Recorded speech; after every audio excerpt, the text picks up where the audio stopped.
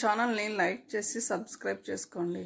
అలాగే మీ విలువైన అభిప్రాయాన్ని కామెంట్ ద్వారా తెలపండి. Please subscribe and support my channel. Hi అండి, వెల్కమ్ టు అవర్ ఛానల్. నేను ఇప్పుడు చదివి వినిపించబోయే కథ బస్తీ మే సవాల్ పార్ట్ 6. పార్ట్ 5లో కన్నయ్య ఇంకా రాకపోవడంతో ఏదమ్మ కంగారు పడుతూ పరశురామ్తో చెప్తుంది, చీకటి పడింది, రాత్రి 11 దాటుతుంది, ఇంకా కన్నయ్య రాలేదని. నేను వెళ్ళి చూసి వస్తానని పరశురాం బయలుదేరతాడు. ఏదమ్మ ఇంటి ముందే ఉండే నల్లకుక్క పరశురాంతో బయలుదేరుతుంది. అది కన్నయ్యకి అలవాటున్న కుక్క. పరశురాం నడుస్తూ ఉండడంతో తోక ఊపుకుంటూ అతన్ని అనుసరిస్తుంది కుక్క. తర్వాయి భాగంలోనికి వెళ్దాం. రోడ్డు నిర్మానుష్యంగా ఉంది. షాపులు ఎప్పుడో మూసేశారు. వెన్నెల్లో చూశాడు. రోడ్డుకి ఇరువైపులా కనుచూపు మేరలో ఎవ్వరూ వస్తున్న జాడలేదు. అతనికి గుండె వేగంగా కొట్టుకోసాగింది. కన్నయ్య ఏమయ్యాడు? ఆలస్యం ఎందుకైంది? రకరకాల ఆలోచనలు అతన్ని చుట్టుముడుతున్నాయి. ఏదైనా ప్రమాదం జరిగిందా? లేక ఇంకా షాపులో పనుందా? అయితే మాత్రం కన్నయ్య చేయవలసినంత గొప్ప పనేమి ఉంటుంది? మరో 5 నిమిషాలు చూసి ట్యాక్సీలో వెళ్ళి చూడడానికి నిశ్చయించుకున్నాడు. సిగరెట్ వెలిగించి అక్కడ ఉన్న చిన్న వంతెన మీద కూర్చున్నాడు. 2 నిమిషాల తర్వాత రోడ్డు మీద దూరంగా ఏదో వాహనం వస్తున్నట్టు హెడ్లైట్ కనిపించింది. పరశురాం లేచి నుంచున్నాడు. ఓ 6 నిమిషం తర్వాత ఓ స్కూటర్ అక్కడికి వచ్చి ఆగింది. పరశురాం అతన్ని గుర్తుపట్టాడు. Mechanic shop owner. వెనక కూర్చుని ఉన్న కన్నయ్య కిందకి దిగాడు. కన్నయ్యని చూడగానే పరశురాంకి ప్రాణం లేచొచ్చింది. కుక్క అతని పైన పడి మారం చేయడం మొదలుపెట్టింది. షాపులో బండికి అర్జెంట్ వర్క్ ఉండింది. అది పూర్తయ్యేసరికి ఆలస్యం అయింది. నేను వచ్చి దింపుతానంటే ఉండిపోయాడు కన్నయ్య. ఆ బండి పొద్దున్నే అదగిరిగుట్ట పోవాలట చెప్పాడు మెకానిక్ షాప్ ఓనర్ సంజాయిషి ఇస్తున్నట్టుగా. బాగా రాత్రైంది అన్నాడు పరశురాం. మిత్రుడు, నాకు తెలీదా, అందుకే దిగబడతానని వచ్చాడు. ట్యాక్సీ ఎలా ఉంది? పర్వాలేదు చెప్పాడు. అతను వెళ్ళిపోయాక కన్నయ్య అడిగాడు, నా కోసం ఎదురు చూస్తున్నావు అన్నా? మెరిసే కళ్ళతో అడిగాడు. నేనే కాదురా ఇది కూడా అని కుక్కని చూపించాడు పరశురాం. నల్ల కుక్క కన్నయ్య చేతిని నాకుతుంది. దాన్ని ముద్దు పెట్టుకుని పదరాజు అన్నాడు కన్నయ్య. వాళ్ళతో పాటే రాజు కూడా నడిచింది. అమ్మ నీ కోసం కంగారు పడుతుంది. మరో 10 నిమిషాలు చూసి ట్యాక్సీలో వచ్చేవాడిని చెప్పాడు పరశురాం. నువ్వు అన్నం తిన్నావా అడిగాడు అలసిపోయినట్టున్న పరశురాంని కన్నయ్య. అంత టెన్షన్లోనూ వాడికి తన గురించే. నాకు పని మీద ధ్యాస లేకపోయిందన్నా. బన్ను ఛాయ్ తెప్పించి కూర్చోబెట్టాడు. బండి ఓనరు మంచోడు. 5 రూపాయలు బక్షీస్ ఇచ్చాడు. నేను వచ్చే వరకు నువ్వు తినవనే నేను కంగారు పడ్డాను చెప్పాడు కన్నయ్య. ఆలస్యం చేసినందుకు ఏదమ్మ కొడుకుని మందలించింది. కన్నయ్య స్నానం చేసి వచ్చాడు. అక్కడ నల్ల 24 గంటలు వస్తుంది. భోజనం చేసి అరుగు మీద పడుకున్నాడు పరశురాం. కన్నయ్య ఇంకా పడుకోవడానికి రాలేదు. లోపల నుంచి చిల్లర డబ్బుల శబ్దం వినపడుతుంటే లేచి గుమ్మం దగ్గరికి వెళ్ళాడు పరశురాం. దగ్గరగా గుడ్డి దీపాన్ని పెట్టుకుని రూపాయి బిళ్ళల్ని రూపాయి కాగితాలని లెక్క పెడుతున్నాడు కన్నయ్య. ఆ డబ్బులు ఎక్కడిరా అడిగాడు పరశురాం. కన్నయ్య గర్వంగా చూశాడు పరశురాం కేసి. జమ చేస్తున్నానన్నా, 500 అయినాయి. 10,000 పెడితే అమ్మకి కళ్ళు వస్తాయని డాక్టర్ చెప్పాడు. ఇంకా ఎంత జమ చేయాలన్నా అడిగాడు. 9,500 చెప్పాడు పరశురాం. అప్పుడు అమ్మకి కళ్ళు వచ్చేస్తాయి కదూ. ఆ మాటలు వింటుంటే పరశురాంకి వెన్నులోంచి చలి పుట్టుకొచ్చింది. ఆ తల్లి కోసం ఆ పసి మనసు పడే ఆరాటం చూస్తే కన్నయ్య అంటే పరశురాంకి ఇంకా వాత్సల్యం కలిగింది. అమ్మా నాన్న ఎంత మధురమైన అక్షరాలవి. ఆ పిలుపులకి ఆ ప్రేమమూర్తులు పంచే ప్రేమ నుంచి తనని దూరం చేసిన ఒక మృగాన్ని వేటాడడానికే కదా తన నిరంతర అన్వేషణ. అతని మొహం జేవురించింది. దవడ పంజరం బిగుసుకుంది. పరశురాంలో వచ్చిన మార్పును గమనించి కన్నయ్య కంగారు పడ్డాడు. ఏమైందన్నా అతన్ని కుదుపుతూ అడిగాడు. పరశురాం ఈ లోకంలోకి వచ్చాడు. అతని తలపైన ఆప్యాయంగా నిమిరాడు పరశురాం. ఎంత గొప్పవాడివిరా కన్నా, ఎంత గొప్ప మనసురా నీది. అమ్మ కోసం నువ్వు పడే తపన చూస్తుంటే నాకెంతో గర్వంగా ఉందిరా. కానీ కన్నా ఆగాడు. చెప్పన్నా. అనంతంలో వాడి కళ్ళు ఆ గుడ్డి వెలుగులో మెరుస్తూ కనిపిస్తున్నాయి. అంత డబ్బు పోగు చేయడానికి ఎంతకాలం పడుతుందో తెలుసా జాలిగా అడిగాడు పరశురాం. కానీ కన్నయ్య ఆ మాటల్ని అంతగా పట్టించుకున్నట్లు కనిపించలేదు. తెలుసన్నా, ఎన్నేళ్ళైనా అమ్మకి కళ్ళు వస్తాయి కదన్నా. పరశురాం చిన్న నవ్వు నవ్వాడు. ఓసారి అదమ్మ పడుకున్న మంచం వైపు చూశాడు. ఆమె నిద్రలో ఉంది. ఈ 500 జమ చేయడానికి ఎన్నాళ్ళు పట్టిందిరా అడిగాడు. నేను పనిలో కుదిరి సంవత్సరం దాటింది. అప్పటి నుంచి దాచిన డబ్బిది.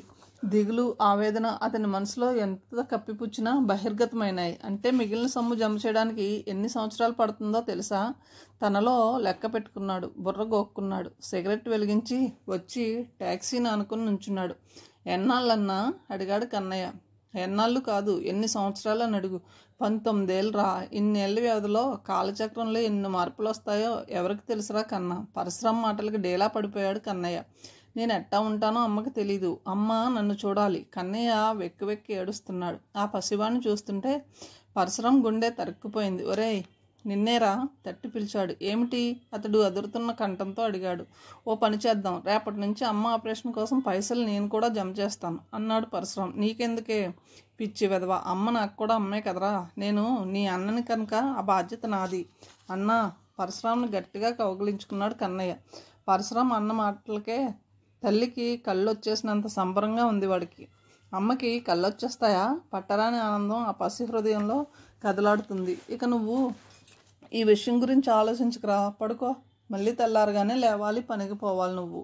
పరశురాం మాటలకు లేచి డబ్బులుంచిన డబ్బాని పాత చెక్కపెట్టెలో బట్టల కింద పెట్టి పక్క బట్టలను తీసుకుని చెట్టు కిందకి నడిచాడు. పరశురాం మాత్రం అరుగు మీదనే ఈతాకు చాపని పరుచుకున్నాడు. అతనికి నిద్ర పట్టే సూచనలు కనిపించలేదు. నా కోసం ఏమీ చేయలేవా రామయ్య?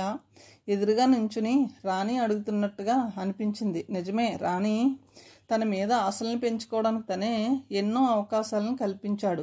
ఆమె బతుకుని ఎటు కాకుండా చేసి ఎండకట్టానా అని ఆలోచిస్తున్నాడు. స్నేహానికి ప్రేమకి తేడా తెలియదా అని రాణిని అడిగాడు తను.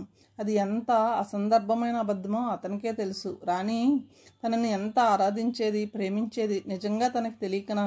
ఏం చేస్తుందో రాణి వెనకే వెళ్లాల్సింది అసలు. కానీ ఈలోగా కన్నయ్య రాలేదన్న కంగారులో తన విషయానికి అంత ప్రాముఖ్యతనివ్వలేదు. బహుశా పడుకోదు, ఏడుస్తూ కూర్చుండి ఉంటుంది. ఎవరో వెక్కి వెక్కి ఏడుస్తున్న శబ్దం వినపడింది. పరశురాం మెల్లగా తల తిప్పి చూశాడు.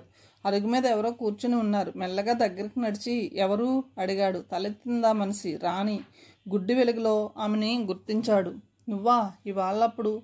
అదే. ఇంత చీకటిలో రాణి కళ్ళల్లో కన్నీరు తలుక్కున మెరుస్తోంది. నువ్వు కాదన్నాక ఇక నాకు భయం దేనికి? దయ్యాలకి, రౌడీలకి, దొంగలకి భయపడాల్సిన అవసరం లేదు కదా రామయ్య. నేనేదో అయిపోతానన్న దిగులు నాకు లేదుగా, వెక్కిళ్ళ మధ్య చెప్పింది రాణి. నువ్వు నన్ను అర్థం చేసుకోవడం లేదు, నచ్చ చెప్పే యత్నం చేస్తూ అన్నాడు పరశురాం. అర్థం చేసుకోవడానికి నాకేమీ మిగలలేదు రామయ్య. నువ్వే నా ప్రాణం, నా ఊపిరి, నా సర్వస్వం. నేను నిన్ను ప్రేమిస్తున్నానయ్యా. అతన్ని అమాంతం వాటేసుకుని వెక్కి వెక్కి ఆడవడం మొదలుపెట్టింది. పరశురాం ఆమె వీపు చుట్టూతా చేతులు వేసి నిమురుతున్నాడు. ఆమె కన్నీరు వెచ్చగా అతని భుజాలని తడుపుతోంది. ఆమె గుండెలు మెత్తగా అతని ఛాతికి ఒత్తుకుంటున్నాయి. ఆమె అతన్ని మరింత గట్టిగా పెనవేసుకుని తలెత్తి అతని మొహంలోకి చూసింది. ఒక చేత్తో ఆమెని పొదివి పట్టుకుని రెండో చేత్తో అతను ఆమె కన్నీటిని తుడుస్తూ ఏడవకు అన్నాడు. నన్ను ప్రేమిస్తావా? ఆమె కళ్ళల్లో ఎంతో ఆశ. పరశురాం మాట్లాడలేదు. అతని పెదవులపైన బాధతో కదిలిందో చిన్న నవ్వు.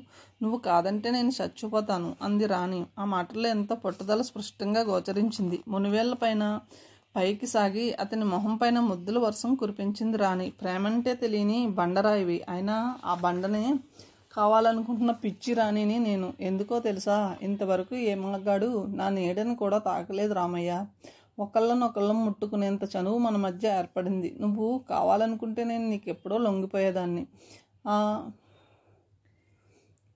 అందంగా వల్లించి చెప్పడానికి చదువు రాని దాన్ని. పెద్ద పెద్ద మాటల్లో నా ఇష్టాన్ని, ప్రేమని నీకు చెప్పడం రానిదాన్నే కావచ్చు, కానీ నీకు చెప్పలేదు నేను. ఆమె ఒకసారి మామతో నవ్వింది. చేతుల్లో మొహాన్ని కప్పుకుందోసారి. అరచేతుల వేళ్ల మధ్య నుంచి అతన్ని చూస్తూ. నువ్వంటే నాకున్న ప్రేమ కారణం అనుకుంటా రామయ్య. కలత నిద్రలో సైతం తనే పత్రికల్లో నీవు నాకు ఎన్నో అనుభవాల్ని పంచిపెడుతున్నావు. ఆ కళల్లో పొందే తృప్తి కోసం నాకు ఎప్పుడూ నిద్రపోవాలని అనిపిస్తుంది. కన్ను తెరిస్తే కళ చెదిరిపోతుందని భయపడ్డాను. కానీ ఇప్పుడు శాశ్వతంగా కన్ను మూస్తే తప్ప ఈ ఆవేదన నుంచి నాకు విముక్తి లేదు. ఆమె మాటల్లో విరక్తి. ఏడుస్తుంది. ఎవరైనా చూస్తారు అన్నాడు మెల్లగా. ఆమె చివాలన తలెత్తి చూసింది. ఎవరన్నా చూస్తారేమోనని భయపడాల్సింది నేను. నీకెందుకు భయం? ఉద్రేకంతో అడిగింది రాణి. పరశురాం మాట్లాడలేదు. అవును కదా, బస్తీ జనానికి నీవు ఇప్పుడో దేవుడివి. ఎవరన్నా చూస్తే నీ పరువు పోతుందని భయమా? "హూ, ఎందుకు వచ్చావయ్యా నాకు దగ్గరగా? నా గుండెని ఎందుకు ఇలా ముక్కలు చెక్కలు చేసావయ్యా? నీకు బాధ అనిపించడం లేదు? ఓ ఆడపిల్ల చేత అకారణంగా కన్నీరు పెట్టించానన్న విచారం నీకు కలగడం లేదా? పోనీలే, నేనేమన్నా అయిపోతే నీకేం, హాయిగా ఉండు, గొప్పవాడివైపో." ఒకసారి విసురుగా లేచి నుంచుంది రాణి. ఆమె చర్యకి విస్తుపోయాడు పరశురాం. అతను చూస్తుండగానే ఆమె చీకట్లోకి పరిగెత్తింది. ఆమె ఏ అగాత్యానికైనా పాల్పడుతుందేమోనన్న కంగారుతో రాణి అని పిలిచాడు. ఆమె వెనక్కి తిరిగి చూడలేదు. పరశురాం ఆమె వెళ్ళిన వైపే పరుగు తీశాడు. 20 గజాల దూరంలో వెన్నెల్లో ఆమె పరిగెత్తుతూ కనిపిస్తుంది. అరిస్తే జనం లేస్తారు, అల్లరి అవుతుంది. ఆమె ఇంటివైపు వెళ్ళడం లేదు, బాణంలా దూసుకెళ్లాడు. ఆ రోడ్డు అతనికి కొత్త కావడంతో రాణి పరుగు తీసినంత వేగంగా పరిగెత్తలేకపోతున్నాడు. ఆ రోడ్డు చెరువు దగ్గరికి దారి తీసింది. రోడ్డు మీద నుంచి గుట్టల మీదకి పరుగుని మళ్లించింది రాణి. 10 నిమిషాల తర్వాత ఆమెని సమీపించాడు పరశురాం. గట్టు మీద నుంచి చెరువులోకి దూకడానికి రాణి గాల్లోకి ఎగిరింది. మెరుపులా పరశురాం ఆమెని ఓ బొమ్మని అందుకున్నట్టు పట్టుకుని ఆమెతో కలిసి రెల్లు పొదల్లో జారిపోయాడు. ఒకరి మీద ఒకరు పడుతూ చాలా దూరం దొర్లిపోయారు. చివరగా ఆమె మీద పరశురాం, "నువ్వు చేయబోయిందేమిటో తెలుసా?" అడిగాడు. "తెలుసు. ఇలాంటి అర్ధాంతరపు చావులు చేస్తే దెయ్యాలు అవుతారు. దెయ్యాన్ని అవ్వాలనే చావాలనుకున్నాను." అతను ఆశ్చర్యంగా చూశాడు. "రాణి" అన్నాడు. "అవును, బతికి నిన్ను చేరలేను, నువ్వు చేరనివ్వవు. అందుకే చచ్చిపోతే దెయ్యాన్నై నిన్ను పట్టుకుంటాను. అప్పుడు ఎప్పుడు నీతోనే ఉండొచ్చుగా." ఆమె ఆరాటం, తపన, వేదన ఎలాంటిదో స్వయంగా చూశాడు. తన కోసం చావడానికే నిశ్చయించుకున్న మనిషి రాణిని తను నిర్లక్ష్యం చేయడం భావ్యమా? కానీ తన పరిస్థితి ఏమిటి? ఆమె కళ్ళ నుంచి నీరు జరజరా రాలుతుంది. ఆమె కంఠం అదురుతుంది. "నన్ను విడిచిపెట్టే రామ్, నాకు జీవించాలని లేదు" అంది. పరశురాం జాలిగా చూశాడు. "అలా మాట్లాడకూడదు. నా కోసం జీవించలేవా?" అడిగాడు. ఆమె కళ్ళు విప్పారినాయి. ఆమె పెదవులు మెల్లగా విచ్చుకున్నాయి. "నన్ను ప్రేమిస్తున్నావా?" అడిగింది. అతను ఆమె భుజాలను గుచ్చి పట్టుకుని మీదకి వంగి ముద్దు పెట్టుకున్నాడు. అదే తన ప్రశ్నకు సమాధానం అనుకుంది రాణి. చేతులు కాళ్ళు గీరుగుపై రక్తం స్రవిస్తున్నా అతని భారీ శరీరపు బరువుని తను మోస్తూ అవ్యక్తానందం పొందుతూ తను అతన్ని ముద్దు పెట్టుకుంది. అతని చేతుల్ని తన కుండెల మీదకు చేర్చుకుంది రాణి. అప్పటి వరకు తను ఆమె మీదనే పడి ఉన్న సంగతి గుర్తుకొచ్చి లేవబోయాడు. ఆమె 2 చేతుల్ని అతని నడుము మీద వేసి గట్టిగా మీదకి లాక్కుంటూ ఆమె మొహంలోకి చూశాడు పరశురాం. వెన్నెల్లో వెలుగులో అప్పటి వరకు ఎంతో దుఃఖంతో పూడి మృత్యు రేఖ సమీపానికి వెళ్ళి వచ్చిన రాణి మొహంలో ఆనందం, సంతోషం కొట్టొచ్చినట్టు స్పష్టంగా కనిపిస్తున్నాయి. ఆమెను మామూలు మనిషిని చేయడం అతనికి కావాలి. కళ్ళతో సైగ చేసింది, ఏదో చేయాలన్నట్లు. అతని నడుముకి దగ్గరగా లాక్కుంటూ పరశురాం ఆమె మేంచి లేచి కూర్చున్నాడు. ఒక్కసారిగా మీద పడిన బరువు తొలగిస్తే కలిగే తేలికని, ఊపిరిని గుండెల నిండా పీల్చుకుంది రాణి. ఆమె లేచింది, ఒళ్ళు దులుపుకుంది. "దెబ్బలు తగిలాయా?" అడిగాడు. అసలు దెబ్బకి దగ్గరగా వచ్చినా దెబ్బ తగలలేదు. మాయమాటలు చెప్పి పారిపోవడానికి ప్రయత్నిస్తే నిజంగా చచ్చి నిన్ను దయమై పట్టుకుంటాను అంది రాణి అతని చేయి పట్టుకుని నడుస్తూ. పరశురాం కన్నయ్య భోజనం చేసి అరుగు మీదకి వచ్చి రాణితో కబుర్లు చెప్పుకుంటుంటే యాదమ్మ వచ్చి కన్నయ్యని అడిగింది. "రే కన్నా, నువ్వు రామయ్య కూడా పైసలు జమ చేస్తున్నారు కదా, నాకు కళ్ళెప్పుడు తెప్పిస్తారా?" ఆ వృద్ధురాలి గొంతులో తన తపన చూసి పరశురాం మనసు కరిగిపోయింది. కళ్ళు రావాలని, ఈ ప్రపంచాన్ని, ముఖ్యంగా తన బిడ్డని చూసుకోవాలని ఆ తల్లి పడే ఆరాటం చూసి కన్నయ్య కేసు చూశాడు పరశురాం. "పైసలు జమ అవుతున్నాయి" అన్నాడు కన్నయ్య. రాణి వాడి మాటలకి కిసుక్కున నవ్వింది. "మంచిగా చెప్పావురా చిన్నబావ. మీరు రూపాయలు జమ చేసి అత్తకెప్పుడు చూపు తెప్పిస్తారో నాకైతే నమ్మకం లేదు. అదే నేనైతే ఓ పట్టు పడితే చాలు, రూపాయల వర్షం కురుస్తాయి." రాణి ఎగతాళి చేసి నవ్వుతుంటే పరశురాం ఆమె వీపు పైన గట్టిగా చరిచాడు. "అబ్బా!" రాణి చేత్తో వీపు మీద సవర తీసుకుంటూ అంది. "ఈసారి కొడితే దెబ్బ ఇంకో చోట పడుతుంది. నువ్వు చేతైన దానివి, మేము చేతకాని వాళ్ళం కాదే దొరసాని" అన్నాడు పరశురాం. రాణి మూతి తిప్పింది. "అంత చేతనైతే ఆ పని త్వరగా చేయొచ్చుగా" అంది. "ఏ పని? నీకు దెబ్బ పనా లేక అమ్మ ఆపరేషనా?" యాదమ్మ నవ్వి అంది. ఎందుకురా అలా కొట్టుకుంటారు?" రాణి బెబ్బెబ్బే అని వెక్కిరించింది. "లేకపోతే దెబ్బ వేస్తాడట, చూడత్తా" అంది. యాదమ్మ తిరిగి నవ్వింది. "గుడ్డిదాన్ని, నేను ఎలా చూస్తానే? పోన్లే, బావేగా, కొడితే మాత్రం తప్పేముంది?" పరశురాం వస్తున్న నవ్విని మునుపంటితో నొక్కిపట్టి కన్ను గీటాడు. యాదమ్మ లోపలికి వెళ్ళిపోయింది. "నాకు నిద్ర వస్తుందన్నా" అంటూ కన్నయ్య చెట్టు కిందకి వెళ్ళిపోయాడు. "నీ అత్త కూడా గ్రీన్ సిగ్నల్ ఇచ్చిందే బుల్బుల్, కొట్టమంటావా?" లాగి చెయ్యెత్తాడు. రాణి కొంచెం దూరంగా ఒరిగి ఒళ్ళెలా ఉందయ్యా నీకు? కొట్టడానికి నువ్వేమన్నా నా మొగుడువా? రుసరుసలాడింది. పరశురాం ఆమెకు కొంచెం దగ్గరగా జరిగి, మొగుడు కొట్టడానికి, ఇష్టమైనవాడు కొట్టడానికి బోళ్ళు తేడా ఉంటుందే. కుష్ కుష్. అయినా నా దెబ్బ ఎలా ఉంటుందో ఈ బస్తీకే తెలుసు. బస్తీమే సవాల్. రమ్మను ఎవరినైనా సరే, తుక్కు తుక్కుగా వాయించేస్తాను అన్నాడు పరశురాం. పరశురాంకి తనని బస్తీ జనం ఎంతగా ఆదరిస్తున్నారో తెలుసు. ఆ రోజు మీనన్ మనుషులు అతని చేతిలో దెబ్బలు తిని పారిపోయాక పరశురాంని దేవుళ్లా చూసుకుంటున్నారు వాళ్ళు. కానీ అప్పటి నుంచి మీనన్ మనుషులు టార్చ్ ఎక్కువైందని పరశురాంకి కానీ బస్తీ జనానికి కానీ తెలియదు. శివరావు ద్వారా వివరాల్ని తెలుసుకున్న మీనన్ ఆ బస్తీని చావు దెబ్బ కొట్టడానికి కొత్త వ్యూహాన్ని పన్నుతున్నాడని కూడా వీళ్ళకెవ్వరికీ తెలియదు. బస్తీ జనానికి రాజకీయంగా, ప్రభుత్వపరంగా, చట్టపరంగా పలుకుబడి లేదు. అలాంటి వాళ్ళని 1కి 2 సార్లు తన్ని తగిలేస్తే పారిపోతారని అనుకున్నాడు మీనన్. అయితే అతను ఊహించిన దానికి భిన్నంగా పరశురాం చేతిలో తన వాళ్ళకి శృంగభంగం జరగడం మీనన్కి మింగుడు పడలేదు. అయితే శత్రువు బలమైన వాడని గ్రహించాక పరశురాం చేతులు కట్టుకుని కూర్చోలేదు. బస్తీలో కుర్రాలని, నడివయసు వాళ్ళని పోగు చేసి కరాటే, బాక్సింగ్, కర్రసాము చేయడంలో శిక్షణ మొదలుపెట్టాడు. వాళ్ళు చిన్న చిన్న ఆయుధాలను కూడా సమకూర్చుకోవడం మొదలుపెట్టారు. రాణి అతని భుజం మీద తల ఆనించి అంది, నా సామి రంగా, నువ్వు తుక్కు తుక్కుగా వాయిస్తుంటే చూడాలనుంది. మళ్ళీ ఆ రౌడీ సన్నాసులు బస్తీకి వస్తే బాగుండును. ఈ లఫాకి తడాకా చూపిస్తాను అంది రాణి. వాళ్ళని ఆసామాషిగా తీసిపారాయికి రాని, ఒకసారి వాళ్ళ కంట పడితే పలహారం చేస్తారు అన్నాడు పరశురాం. ఏడుసారు.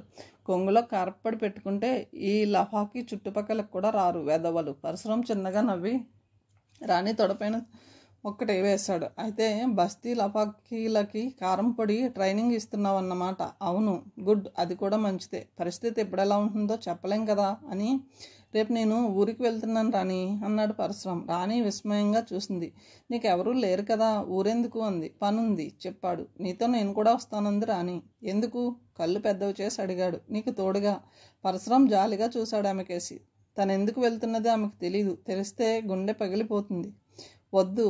రాణి మొహం అతని సమాధానానికి వెలవెలబోయింది. అతని మోకాళ్ళపైన తలానించి అతని కళ్ళల్లోకి చూసింది. రాణి కళ్ళు టపటపా కొట్టుకున్నాయి. ఎవరూ లేని నీకు వేరే ఊళ్ళో పనేముంటుందబ్బా?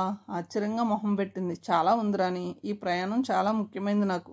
ఇన్నాళ్ళ నా నిరీక్షణకి ఓ అర్థం చెప్పబోయే ఈ ప్రయాణం నా జీవిత గమ్యాన్నే మార్చబోతుంది. రాణి, నేను ఎందుకు రాకూడదు? ఆమె రాకూడదనే వద్దన్నాను చెప్పాడు అతను. నువ్వేదో దాస్తున్నావు. నిజం చెప్పు. నువ్వు నిజంగా మళ్ళీ వస్తావా? మమ్మల్ని విడిచి వెళ్ళిపోవడం లేదు కదూ? ఆమె గొంతు బొంగురుపోయింది. ఆమెకు ఎలా చెప్పాలో తెలియడం లేదు పరశురాంకి. తను అనూష్ని కలుసుకున్నాక జరిగే పరిణామాలు వేరు. తను ఈ బస్తీకి తిరిగొచ్చే అవకాశం కూడా తనకు ఉండకపోవచ్చు. తను ఆమెకి దూరం కావడానికి ఎంతో అవకాశం ఉంది. అది రాణి భరించగలదా? ఏ దారుణానికి ఆమె ఒడిగడుతుందో తెలియదు. ఆమెని తను మోసం చేస్తున్నట్టుగా గిల్టీగా ఉంది అతనికి. తన ప్రేమ కదా రాణికి తెలియదు. తను చెప్పలేదు. తను బస్తీ విడిచి వెళ్ళిపోయాక మీనన్ మనుషులు బస్తీ జనాన్ని ఏం చేస్తారో, తనే లేకపోతే ఈ ప్రపంచం ఏమైపోతుందో అన్నట్టు ఆలోచించడం అతనికి నవ్వొచ్చింది. అనుకున్నట్టుగా అనూషను అతను కలవబోతున్నాడు. తనలాగే అనూష కూడా తన కోసం తప్పించిపోతూ ఉంటుంది. ఆమెని వెంటనే చూడాలనిపిస్తుంది. మళ్ళీ ఎప్పుడొస్తావు అడిగింది రాణి ఉద్వేగంతో. ఖచ్చితంగా అతనికే తెలీదు వచ్చేది రానిది. కానీ ఏదో ఒక సమాధానం ఆమెకు చెప్పాలి. 3 రోజుల్లో చెప్పాడు. 3 రోజులెందుకు? 1 రోజు చాలదా అడిగింది. పరశురాం జాలిగా నవ్వాడు. వెళ్ళడానికి రావడానికి 2 గంటలు పడుతుంది. పోతే ఓ రాత్రైనా ఆ ఊళ్ళో ఉండాలి కదా అన్నాడు. రాణి బొంగమూతి పెట్టి అంది. రాత్రి పనులేముంటాయని? ఉండాలి. ఎందుకు ఉండకూడదు? ఎట్టా ఉంటాయి? నీకు ఇంకా పెళ్లి కాందే? సిగ్గుపడుతూ అంది రాణి. పరశురాం మోచేత్తో పొడిచాడు ఆమెని. దానికోసమే అయితే రాత్రి వరకు ఆగాల? పగలైనా పర్లేదు. అయితే నన్ను తీసుకెళ్ళు మారం చేసింది రాణి. నీకు ఎలా చెప్పాలో తెలియడం లేదు రాణి. నేను వెళ్తుంది చాలా పెద్ద పని మీద. అది ఏమవుతుందో తెలీదు దిగులుగా అన్నాడు అతను. గెలిపెప్పుడు నీదేనయ్యా, పని అవుతుందిలే అంది రాణి. ఆమె శుభం పలుకుతుంది. ఆమె తలపైన చెయ్యి వేసి నిమిరాడు పరశురాం. అభం శుభం తెలియని పిల్ల రాణి. కల్లా కపటం తెలియదు. గలగల పారే సెలయేరు లాంటిది రాణి. రాణిని ఇంటి దగ్గర దింపి వచ్చి అరుగు మీద పడుకున్నాడు. కానీ ఆ రాత్రి అతనికి నిద్ర కరువైంది. ఓవైపు అనూష, మరోవైపు రాణి. పరశురాం బ్యాగ్ భుజానికి తగిలించుకుని బయలుదేరేసరికి యాదమ్మ ఇంటి ముందు జనం పోగయ్యారు. పరశురాం వెళ్ళిపోతున్నాడన్న వార్త దావానంలా వ్యాపించింది. మళ్ళీ వస్తాడో రాడో అనే అనుమానం అందరికీ. యాదమ్మ కన్నీళ్లతో ముద్దాడింది పరశురాంని. అన్నా, నీ కూడా నేను రానా? నువ్వు నాతో వస్తే అమ్మనెవరు చూస్తారు కన్నా? బాబు, ఓ వృద్ధుడు గొంతు ఆవేదనతో పిలిచాడు. ఏంటి తాత? ఏ అమ్మ కన్నబిడ్డవో ఈ వాడకే వెన్నెముకవయ్యావు. వీళ్ళంతా నిన్ను నమ్ముకున్నారు. నీ పని పూర్తి చేసుకుని మళ్ళీ రా బాబు.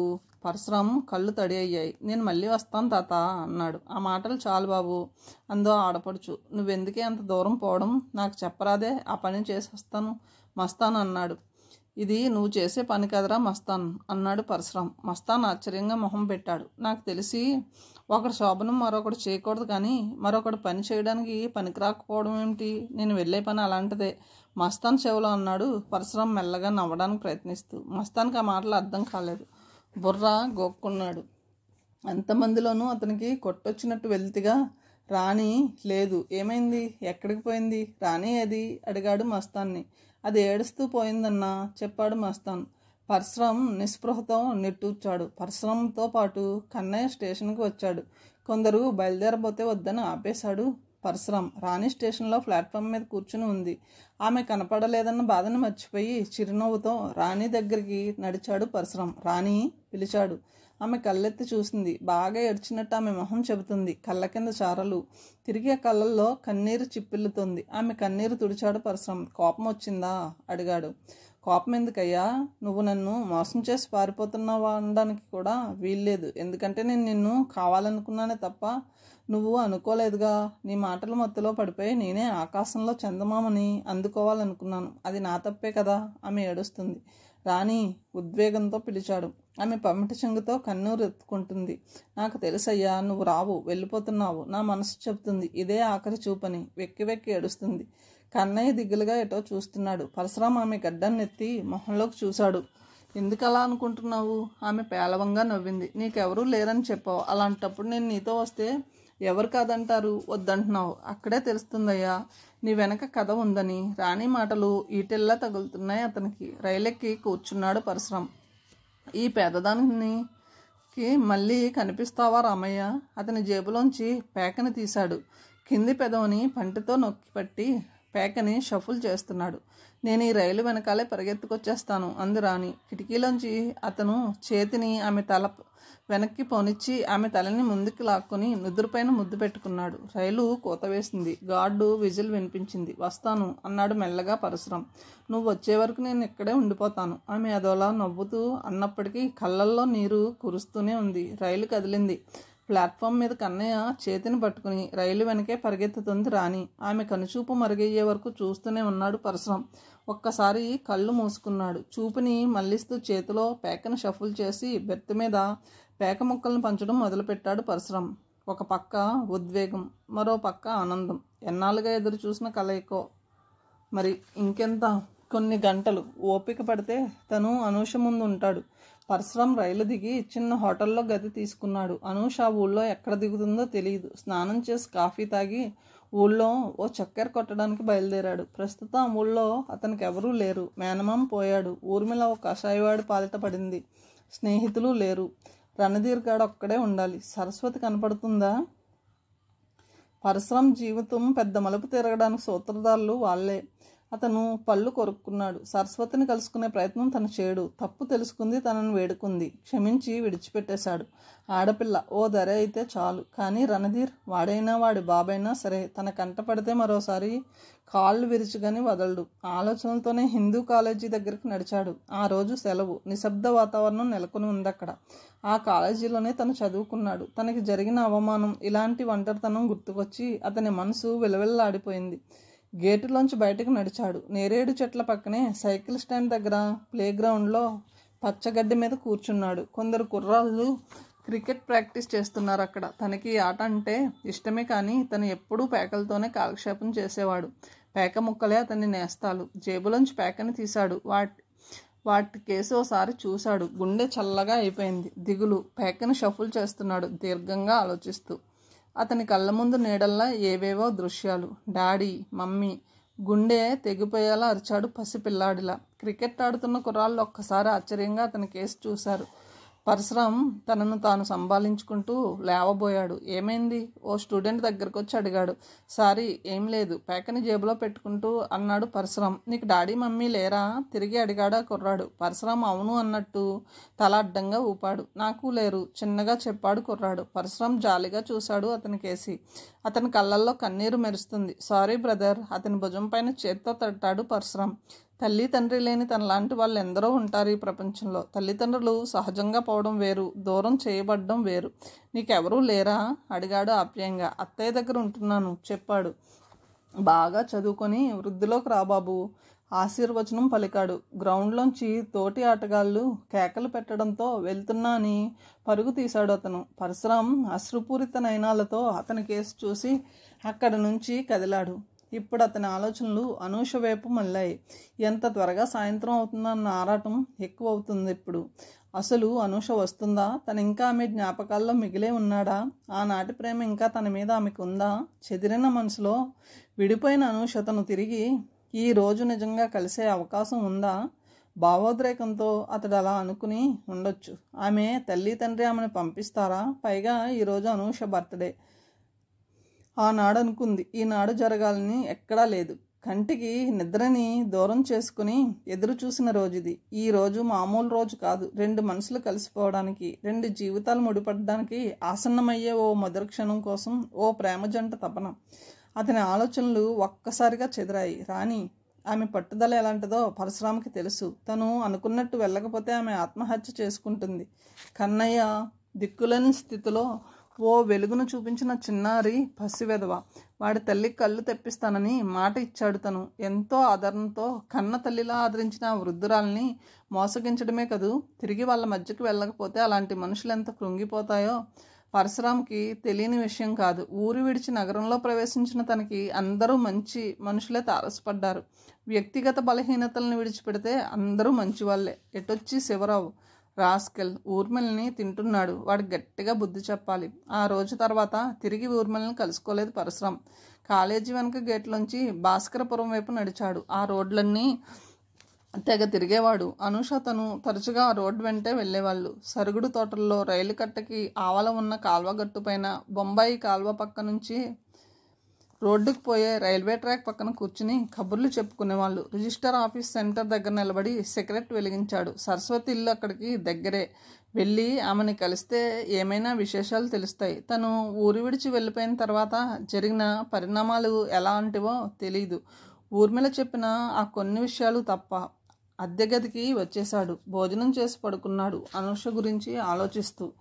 సాయంత్రం 5:30 అవుతుండగా గదిలోంచి బయటకు వచ్చాడు పరశురాం. ప్రేయస్ని కలుసుకోవడానికి సప్త సముద్రాలు దాటి వచ్చినంత సంబరంగా ఉంది అతనికి. చీకటి పడుతోంది. చలిగాలి కూడా రివ్వున వేస్తుంది. గుడి లోపల చూశాడు. అనూష ఇంకా రాలేదు. అన్న టైం కంటే ముందెప్పుడు రారు ఆడవాళ్ళు. గుడి బయటికి వచ్చేసి ఓ పాన్ షాప్ పక్కగా నిలుచున్నాడు.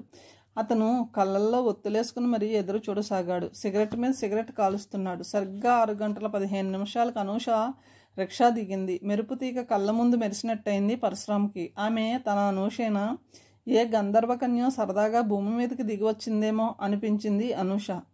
ఆమెనా తన ప్రేయసి? అనూష, అను స్వీట్ అని అడుగు వేయబోయాడు. మరుక్షణం ఎవరో చేయి పెట్టి ఆపితే ఆగినట్లు ఆగిపోయాడు పరశురాం. అనూష గుడిలోకి సుతారంగా నడిచి వెళుతుంది. ఆమె అన్న ప్రకారం వచ్చింది. ప్రేమ జయించింది. అతని గుండె వేగంగా కొట్టుకుంటుంది. ఆ గడియ కోసం, ఆ క్షణం కోసం తహతహలాడిపోయిన పరశురాం ఒక్కసారిగా జావలా నీరు గారిపోయాడు. ఇప్పుడు తను అనూషకి ఎదురు నిలిస్తే ఇద్దరూ ఒకటైపోతారు. ఇద్దరూ కోరుకుంది అదే. కానీ తనతో జీవితాన్ని పంచుకుంటే అనూష ఏమవుతుంది? అతని ధ్యేయం వేరు. అంతర్లీనంగా అతనిలో గూడు కట్టుకుపోయిన పగ, శత్రువుని ఖండఖండాలుగా నరకాలనే ప్రత్యేక వాంఛ ఓ మహావృక్షంలా పెరిగిపోయింది. ఆ ప్రయత్నాన్ని అతను విరమించాడు. ఆ ప్రయత్నంలోనే అతను ఏమైనా కావచ్చు. అప్పుడు అనూష దిక్కులేనిదానిలా ఒంటరిగా మిగిలిపోతుంది. అనూష భవిష్యత్తు చీకటితో నిండిపోతుంది.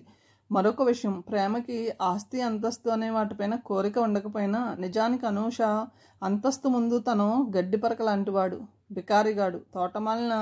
తోటమాలిని ప్రేమించిన రాకుమార్తె కథలు, సినిమాలు తెలుసు పరశురాంకి. కానీ ఇది జీవితం. ఇప్పుడు తను అన్నీ మర్చిపోయి అనూషతో సుఖంగా జీవితాన్ని గడపలేడు. మరి ఆమెను ఎందుకు ప్రేమించినట్టు? ఆమెని చూడాలని, కలుసుకోవాలని ఎందుకు ఆరాటపడినట్టు? తనది ప్రేమ కాదా? ఆమెని ప్రేమ పేరుతో మోసం చేశాడా? ఏడుపు వస్తుంది. అనూష జీవితం నాశనం కాకూడదంటే తను ఆమెకి కనిపించకూడదు. ఎదురు చూసి వెనక్కి వెళ్ళిపోతుంది. ఆమె భవిష్యత్తు కోసం అతను ఆమెను కలుసుకోవాలని, ఆమెతో జీవితాన్ని ముడివేసుకోవాలన్న ఆలోచనకి స్వస్తి చెప్పాడు. ఏ ఐఏఎస్ఓ ఐపీఎస్ఓ భర్త ఆమెకు వస్తాడు. తనలాంటి బికారిగాడిని కట్టుకుని ఆ బస్తీలోకి వచ్చి అనూష ఉండగలదా? వెర్రిగా నవ్వుకున్నాడు పరశురాం. అనూష ఆమె స్థాయికి తగ్గట్టుగా ఉన్నత శిఖరాలను అధిరోహించాలి. అదే అతని కోరిక. కర్చీఫ్తో కళ్ళెత్తుకుని గుడి వెనక తలుపులోంచి లోపలికెళ్ళి ఓ స్తంభం చాటుగా కూర్చున్నాడు. గుడిలో ఎటు తిరిగినా ఎవరూ రాని చోటది. పరశురాం కళ్ళు ఆత్రంగా వెతికాయి. అనూష మండపం మీద కూర్చునుంది. ఎదురుగా ప్రవేశం పెట్టుకుని కనిపించలేక దాక్కున్న తన దయనీయ స్థితికి అతనికి ఏడుపొస్తుంది. గుండెని తుమ్మముళ్ళుతో పొడుస్తున్నట్టుగా ఉంది. భరించలేని దుఃఖాన్ని గొంతు దాటి బయటికి రానివ్వకుండా గొంతులోనే నొక్కేస్తున్నాడు. గొంతు తడారిపోతుంది. కానీ కూర్చున్న తనని ఎవ్వరూ పట్టించుకోరు. మంటపం పైన కూర్చున్న అనూష పైన దీపం వెలుగుపడి బంగారు బొమ్మలా మెరిసిపోతుంది. ఆమె దృష్టి కుడిద్వారం మీదనే ఉంది. మధ్య మధ్య చేతి వాచిలోకి చూసుకుంటుంది. తెల్లని సిల్క్ చీర, తెల్లని స్లీవ్లెస్ బ్లౌజ్, మెడలో ఒంటిపేట గొలుసు, పెదమలకి లైట్ రోజ్ కలర్ లిప్స్టిక్, జడలో తెల్ల గులాబీ. ఆమె తన కోసం ఎంత ఆత్రంగా ఎదురు చూస్తుందో పరశురాంకి తెలుసు. తను ఆమె ముందు వాలితే ఆమె పరిగెత్తుకొచ్చి గుండెల మీద వాలిపోతుంది. తను మాత్రం ముద్దుల వర్షం కురిపించడా? పరశురాం క్షణం పాటు కళ్ళు మూసుకున్నాడు. గుండె పగిలేలా, తలలో నరాలు చిట్లిపోయేలా ఉంది అతని పరిస్థితి. ఆమె తన ప్రాణం, ఆమె తన ఊపిరి, ఆమె తన సర్వస్వం, తన ప్రణయ దేవత. ప్రేమకి నిర్వచనం అనూష. ఆమె తనని అసాధారణంగా ప్రేమించింది. ఆ ప్రేమ ముందు ఏ ప్రేమ కథైనా తీసుకట్టే. లైట్ వెలుగులో ఆమె మొహం స్పష్టంగా కనిపిస్తుంది. ఆమె మొహంలో దిగులు, అసహనం, ఆవేదన. ఉద్వేగాన్ని భరించలేక ఆమె మునిపంటతో కింద పెదవుని కొరుక్కుంటుంది. చేతి గొల్లకేసి చూసుకుంటుంది. సరిగ్గా గంట తర్వాత ఆమె లేచి నుంచుంది. ఆ గంటసేపు కళ్ళార్పకుండా ఆమెనే తనివి తీరా చూసుకున్నాడు పరశురాం. ఆమె కాళ్ళు ఈడ్చుకుంటూ గుడి బయటికి నడిచింది. ప్రియతమా, వెళ్ళిపోతున్నావా? పరశురాం మోకాళ్ళపైన తలపెట్టుకుని 2 క్షణాల పాటు మళ్ళీ ఏడ్చాడు. అనూష వెళ్ళిపోతుంది. 2వ గేటులోంచి బయటికి వచ్చి సందు చివర నుంచుని చూశాడు. అనూష రిక్షా ఎక్కింది. రిక్షా కదిలింది. అను, నీ భవిష్యత్తు కోసం నా ప్రేమను త్యాగం చేస్తున్నానే తప్ప నిన్ను మోసగించాలని కాదు. ఇది వంచన కాదు. నేను రాలేదని, నిన్ను మర్చిపోయానని అనుకుంటున్నావు కదూ. ఈ గంటసేపు కనురెప్పకుండా ఆర్పకుండా నీ రూపాన్ని చూస్తూ నా గుండెలో నిన్ను ప్రతిష్ఠించుకున్నాను. అను, నేను ప్రేమించడానికి అర్హుణ్ణి కాదు. నా ప్రేమ నిన్ను కాటేయకూడదనే నీకు దూరమైపోతున్నాను. వస్తున్న ఏడుపును ఆపుకోవడానికి ప్రయత్నిస్తూ గబగబా అడుగు వేశాడు. ముందు రిక్షా పోతుంది. పక్కనే ఉన్న వైన్ షాప్లో విస్కీ సీసా కొన్నాడు. తలెత్తి చూశాడు. 100 గజాల దూరంలో అనూష వెళ్ళిపోతున్న రిక్షా. ఇదే నా ఆఖరి చూపు. జీవితంలో అనూష తనకి కనిపించదని విస్కీ సీసా మూత తీసి గడగడ నీట్గా రోడ్డు మీదనే తాగేశాడు. గొంతులో మంట, గుండెలో ఆవేదన. కంటి వెంట కన్నీటి బొట్టు రాలింది. వెళ్ళిపో ప్రియతమా. నిన్ను వంచిన ఈ దగాకోరు గుండెని పెకిలించి నీతో తీసుకెళ్ళి 1000 దూట్లు పడేలా కాల్చేయి. అనూష రక్ష కనుమరుగైంది. అను పిచ్చివాడిలా వెర్రిగా కేక పెట్టాడు. ఆ మరుక్షణం స్పృహ తప్పి రోడ్డు పక్కన పడిపోయాడు పరశురాం ఊళ్ళో లేని సమయంలో మీనన్ ముఠా బస్తీ మీద దాడి చేశారు. కొన్ని గుడిసెల్ని కూల్చివేశారు. ఇళ్లలోంచి మనుషుల్ని బయటికి లాగి కొట్టారు. చిన్న పెద్ద తేడా లేకుండా, ముసలివాళ్ళన్న కనికరం లేకుండా విశృంఖల విహారం చేసి బస్తీ జనం గుండెల్లో రైలుని పరిగెత్తించారు. పరశురాం ఇచ్చిన శిక్షణ వల్ల కాస్త ధైర్య సాహసాలను ప్రదర్శించిన యువకులు నాయకత్వం లేకపోవడంతో మీనన్ దాటికి తట్టుకోలేక పలాయనం చిత్తగించారు. కొందరు కత్తిపోట్లకు గురై ఆసుపత్రిలో కోలుకుంటున్నారు. ఆఖరికి గుడ్డిదర్న దయాదాక్షిణ్యాలను చూపకుండా యాదమ్మను రోడ్డుపైన ఈడ్చి కర్రలతో కొట్టారు. బస్తీ ఖాళీ చేయకపోతే ఈసారి ప్రాణాలు తీస్తామని హెచ్చరించారు వాళ్ళు. దాంతో బెంబేలెత్తిపోయింది బస్తీ. పరశురాం రాడేమో, ఇక తనని కాపాడేవారెవరూ లేరని కొందరు బస్తీ విడిచి పోవడానికి నిశ్చయించుకున్నారు. ఇళ్ళని ఆస్తుల్ని విడిచిపెట్టలేని వాళ్ళు గడప దాటి బయటకు రాకుండా ప్రాణాలను అరచేతుల్లో పెట్టుకుని బిక్కుబిక్కుమంటున్నారు. పోలీసులు వస్తున్నారు. రౌడీలను అరెస్ట్ చేయకపోగా అక్కడ జనాన్ని బెదరగొడుతున్నారు. వెళ్తున్నారు. అందరికీ తెలిసిన సత్యమే. డబ్బు పలుకుబడి రాజకీయ నాయకుల వత్తాసు ఉన్న వాళ్ళదే రాజ్యం. అవసరం అయితే ప్రభుత్వాలనే మార్చగల గూండాల ముందు అల్ప ప్రజానికానికి ఏమీ విలువ ఒక్క ఓటు వేసే వరకే. ఎవరికి చెప్పుకోవాలి గోడు? మరు భూమిలో నెలకొని ఉండే భయానకమైన నిశ్శబ్ద వాతావరణం. విన్న వదనాలతో ఒకరికొకరు ఓదార్చుకుంటున్నారు, ఏడుస్తున్నారు. ఎంతోమంది తమ ఆస్తుల్ని అమ్మేసుకోవాలనుంది. ఇంకొందరికి ప్రాణం పోయినా అక్కడి నుంచి కదలకూడదు అని మరికొందరు భీష్మించుకున్నారు. అలాంటి సమయంలో పరశురాం కాళ్ళు ఈడ్చుకుంటూ భుజానికి బ్యాగ్ తగిలించుకుని బస్తీలో అడుగుపెట్టాడు. అతన్ని చూడగానే అక్కడ వాళ్ళలో రకమైన చైతన్యం వచ్చింది. ఆడవాళ్ళు ఒక్కసారిగా బోరుమన్నారు. పిల్లలు అతన్ని చుట్టుముట్టేశారు. పరశురాం పరిస్థితి ఎవరూ చెప్పకుండానే అర్థమైపోయింది. మళ్ళీ గొడవ జరిగిందన్నమాట అనుకున్నాడు. అన్నా వచ్చావా? కన్నయ్య ప్రేమతో అతన్ని ఖర్చుకుపోయాడు. అప్పటి వరకు మూర్తిభవించిన శోకంలో ఉన్న రాణి మొహంలోకి వెలుగు వచ్చింది. జరిగిన విషయాన్ని అక్కడ చేరిన వాళ్ళ ద్వారా విని ఆవేశంతో ఊగిపోయాడు. తను మీనన్ కోటికి పడగలెత్తినవాడు. అతని ముందు తను చిట్టెలుక లాంటివాడు. అతన్ని ప్రతిఘటించడం అంటే పిల్లితో ఎలక చెలగాటమాడమేనని పరశురాంకి తెలుసు. కానీ అతని పట్టుదల, ధైర్యం, సాహసం కొండనైనా ఢీకుని తునాతనుకులు చేయగల నమ్మకం అతనికి ఉన్నాయి. అదే ఆత్మవిశ్వాసంతో అతను తన శత్రువును కూడా వెతుకుతున్నాడు. మీరెవరూ భయపడకండి. ఈ క్షణం నుంచి బస్తీ విడిచిపెట్టనని మీకు మాటిస్తున్నాను. ఈసారి ఇలాంటి అనుభవమే కనుక మనం రుచి చూడవలసి వస్తే మీనన్ గాడు ఎంత గొప్పవాడైనా పాఠం నేర్చుకుంటాడు. అన్నా, అమ్మను కూడా కొట్టారు. కళ్ళు కనిపించక రోడ్డు పైన పడిన దాన్ని కాళ్ళతో తొక్కేశాడన్న ఏడుస్తూ చెప్పాడు కన్నయ్య. వాడి గొంతులో పలికిన వేదన వినగానే గుండె చివుక్కుమంది. అందరినీ పంపేసి ఇంట్లోకి నడిచాడు పరశురాం. వెనకే రాణి, కన్నయ్య వచ్చారు. ఏదమ్మ మంచం మీద పడుకుని నీరసంగా మూలుగుతుంది. ఆమె ఏడ్చి ఏడ్చి పడుకున్నట్టుగా కళ్ళపక్క కన్నీటి చారలు స్పష్టం చేస్తున్నాయి. ఆమెను చూడగానే అతను మనసు ద్రవించిపోయింది. ఆమె పక్కలో కూర్చుని అమ్మా అని పిలిచాడు ఆర్తితో. ఆ గొంతు వినగానే ప్రాణం లేచి వచ్చిందానిలా లేచి కూర్చోవడానికి ప్రయత్నించింది యాదమ్మ. అయితే ఆమెను లేవకుండా పట్టుకుని పర్లేదు పడుకోమ్మా అన్నాడు పరశురాం. బిడ్డా వచ్చావా రామయ్య తండ్రి? ఆ కషాయ వాళ్ళు ప్రాణాలు తీసేస్తారా నాయన? జరిగిందాన్ని గుర్తు చేసుకుని విలిపించసాగింది యాదమ్మ. పరశురాం ఊరడించాడు. విన్నావమ్మా? నిన్ను కాళ్ళతో కుమ్మిన కిరాతకుల రక్తాన్ని నేను కళ్ళ చూస్తాను. వద్దు బాబు, వాళ్ళ జోలికి పోకు. నీకేదన్నా కీడు చేస్తారు బిడ్డా, యాదమ్మ వెలువెల్లాడుతూ చెప్పింది. నీకే విధమైన భయం లేదమ్మా. మనిషికి చావు అనేది ఒక్కసారే. దాని గురించిన భయపడనంతకాలం ఎవరూ ఏమీ చేయలేరు అని కన్నయ్య తలపైన చేత్తో నిమురుతూ పనిలోకి పోలేదా అడిగాడు. తల అడ్డంగా ఊపాడు కన్నయ్య. అత్త నీకోసమే బెంగ పెట్టుకుంది అంది రాణి. అమ్మకి కళ్ళుంటే రౌడీలకి దొరకకుండా ఎటన్నా పారిపోయేది కదన్నా అన్నాడు పరశురాంతో కన్నయ్య. ఆ మాటలు పరశురాంకి వెన్ను మీద చరిచినట్టయింది. ఆమెకి ఆపరేషన్ చేయిస్తానని చెప్పి ఈ విషయాన్ని విస్మరించి వెళ్ళిపోవడానికి తను చేసిన ప్రయత్నం గుర్తుకొచ్చి సిగ్గుపడ్డాడు. రాత్రి బాగా పొద్దుపోయింది. వెన్నెల్లో బస్తీలో ఇల్లు బొమ్మరిల్లులా కనిపిస్తున్నాయి. సిగరెట్ కాలుస్తూ అరగ మీద కూర్చున్నాడు పరశురాం.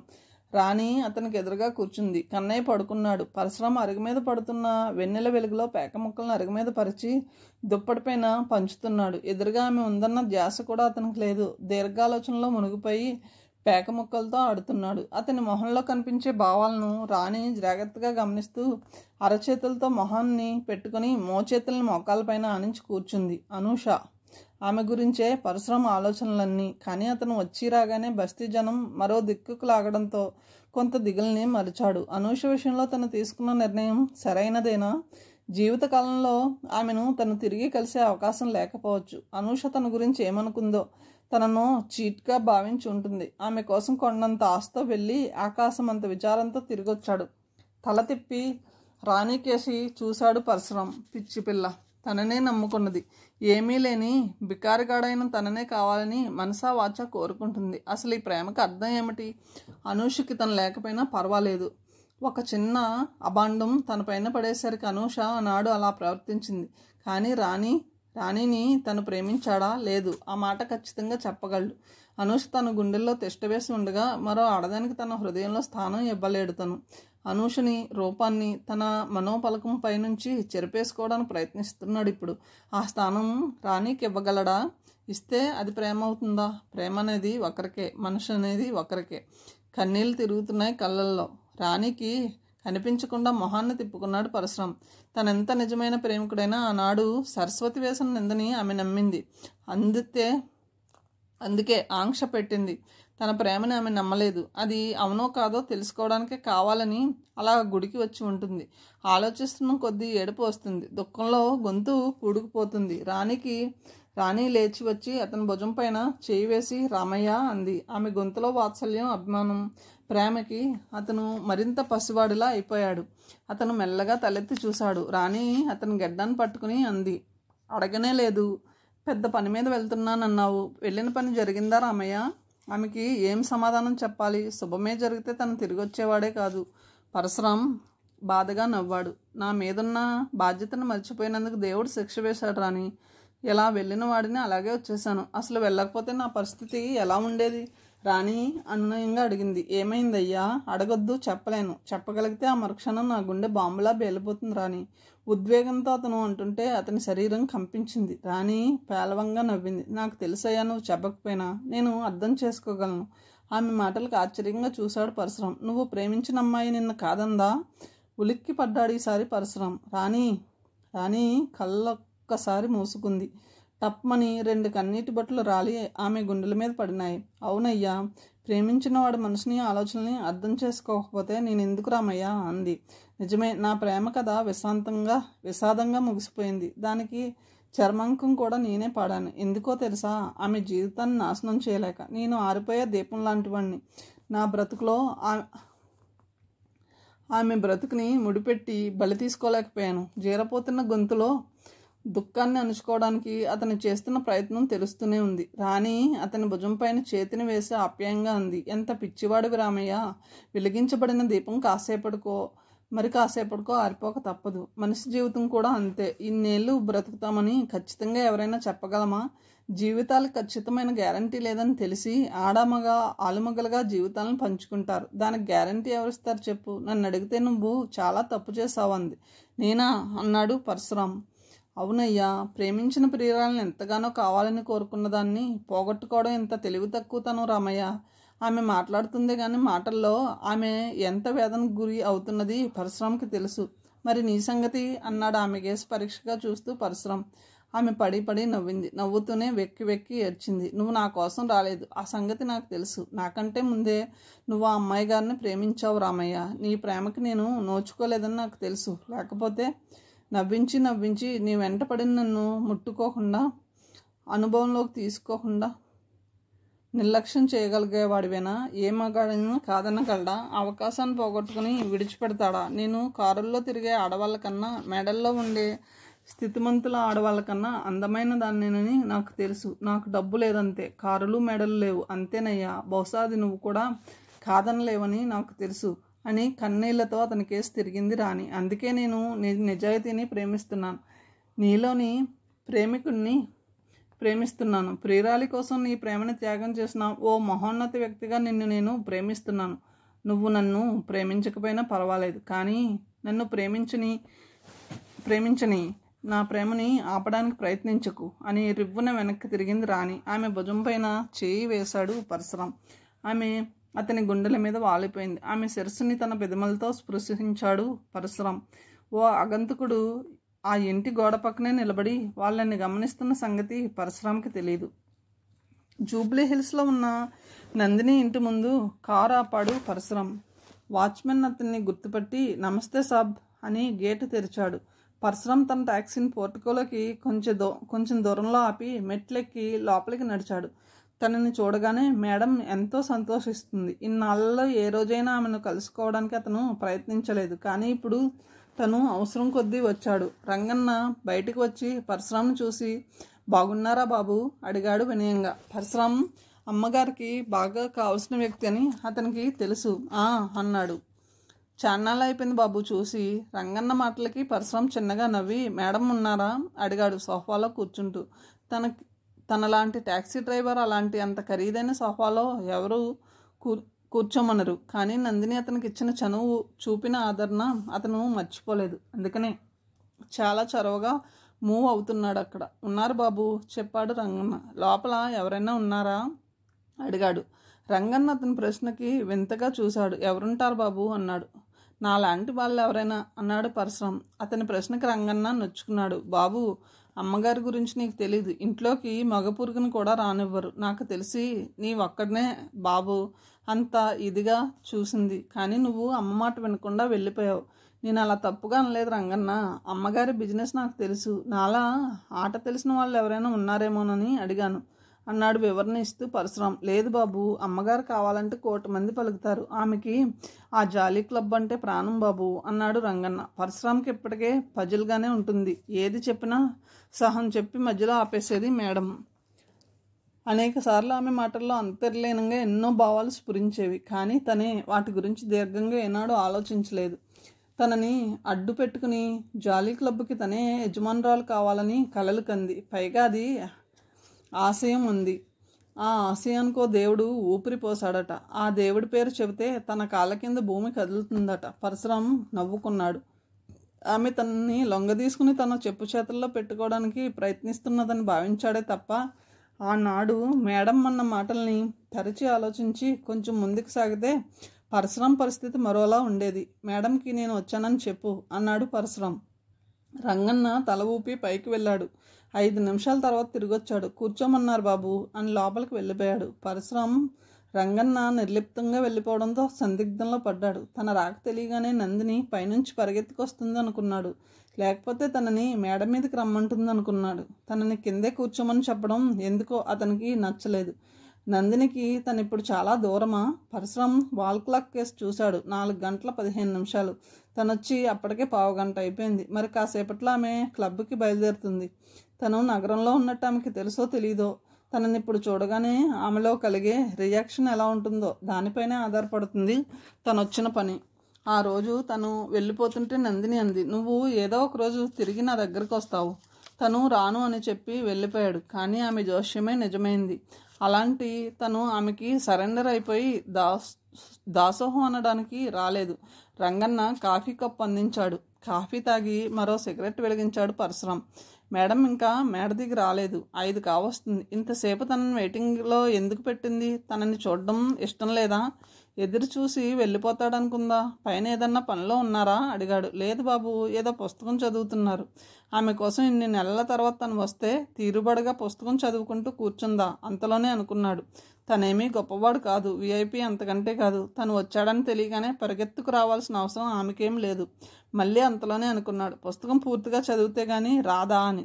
తను వచ్చి 1 గంట దాటింది. బహుశా క్లబ్కి బయలుదేరడానికి తయారవుతూ ఉంటుంది. ఒకేసారి కిందకి రావచ్చని అనుకుని ఉంటుంది. తనని పైకి రమ్మని పిలవచ్చుగా. ఇది వరకటి ఆదరణతోనే చూస్తుందా, లేక ఓ అనామకుడిని చూసినట్టు నిర్లక్ష్యంగా ప్రవర్తిస్తుందా? అదే కరెక్ట్ అనిపిస్తుంది. లేకపోతే ఏమిటి? గతంలో ఆమె ట్రీట్మెంట్ ఎలాంటిదో రుచి చూసినవాడు తను. విసుగ్గా చూశాడు. రంగన్న లోపల నుంచి రంగన్న పరిగెత్తుకొచ్చాడు. అమ్మగారేం చేస్తున్నారో చూసిరా అన్నాడు. రంగన్న పైకి వెళ్ళి నీరసంగా తిరిగొచ్చాడు. నిద్రపోతున్నారయ్యా చెప్పాడు. ఆ మాటతో పరశురాంకి ఎక్కడలేని కోపం వచ్చింది. తన కోపం వల్ల ఆమెకి నష్టం లేకపోవచ్చు, కానీ ఇది కేవలం ఆమె తనని అవమానించడానికి ఆడుతున్న నాటకం. అతనికి ఉక్రోషం వచ్చింది. నందిని తనకి అపూర్వమైన స్వాగతాన్ని పలుకుతుందని ఆశపడ్డ పరశురాంకి తీవ్రమైన ఆశాభంగం కలిగింది. చేతిలోని సిగరెట్ని ఆస్ట్రేలో కుక్కి మేడమెట్లు ఎక్కడం ప్రారంభించాడు. రంగన్నకి ఏం చేయడానికి పాలుపోక మౌనంగా నించుండిపోయాడు. పరశురాం నందిని పడక గది గుమ్మంలో నిలబడ్డాడు. డబుల్ కాట్కి అడ్డంగా వెల్లకిలా పడుకుని ఉంది నందిని. ఫ్యాన్ గాలికి ఆమె శిరోజాలు రేగి మొహం పైన పడుతున్నాయి. ఆమె ధరించిన బ్రౌన్ కలర్ ట్రాన్స్పరెంట్ మ్యాక్సీ గాలికి రెపరెపలాడుతోంది. పరశురాం లోపలికి అడుగుపెట్టాడు. ఆమె మొహంలో అలసట. ఒక కాలు జాపి మరో 2వ కాలుని మడిచి పాదాన్ని ఫోమ్ బెడ్ పైన ఆనించి పడుకుంది. ఏ శిల్పో అష్ట కష్టాలు పడి చెక్కిన అద్భుత సజీవ శిల్పంలో ఉన్నది నందిని. పరశురాం మెల్లగా ఆమె పక్కలో కూర్చున్నాడు.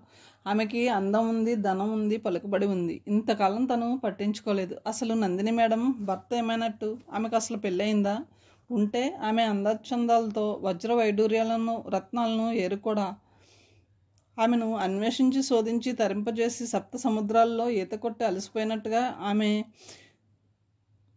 పరశురామికి నవ్వొచ్చింది. ఏమిటి అసలు తనకేమైంది? మేడం గురించి తను ఆలోచిస్తున్నాడు. అసలు ఆమెను నక్షక పర్యంతం చూడడమే తప్పు కదా. సిగ్గుపడ్డాడు. ఆమె తనను ఎంత లైక్ చేస్తుందో అతడికి తెలుసు. మేడం అని పిలిచాడు పరశురాం.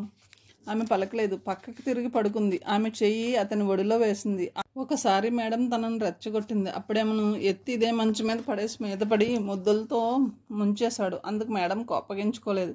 శాంపిల్స్ నాకు ఇష్టం ఉండవు రామ్, ఏదైనా పని పూర్తిగా జరగాలి, లేకపోతే దాని జోలికి పోకూడదు అంది. పరశురాం మెల్లగా ఆమె మొహం పైకి వంగాడు ఆరాధనతో.